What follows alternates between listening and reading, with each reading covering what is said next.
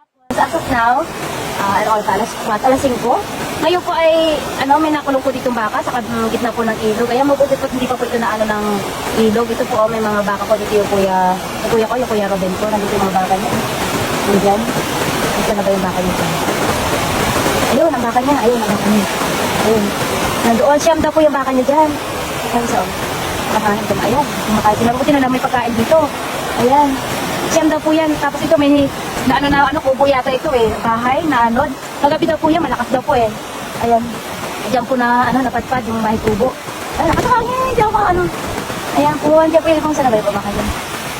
Nandiyan po sila, ayan Ayan, yan po. Wala po silang pagtatawiran. Ayan po, sa gitna po kasi, buti na lang malapad dito. Ayan, hindi po na po ng baha. Ayan. Nandiyan po daw yung siyam na baka ng Kuya Robin.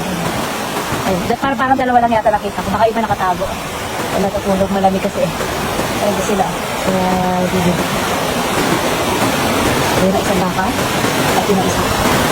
Baka iba lang tutulog sila iba bahayan. Ayun po. Sana ba yun ba? Kaya yung Kuya Robin ko, ayun. Nabantayan niya kung tatawid yung baka niya. Kawawa naman. Wala siya katulong Wala siya kasama ng kanyang baka. Hindi kaya nagabayan niya.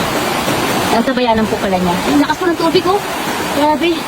Ayan, tapos ang mayor po, nandun na po sa kabila. Ayan Nandun po napunta. Taas po ng tapos ng ilog. Ayan po. Mabuti na lang po, mayroon na po dyan dike. Hindi na po masyadong itong kay Panlalagaw. Ayan po.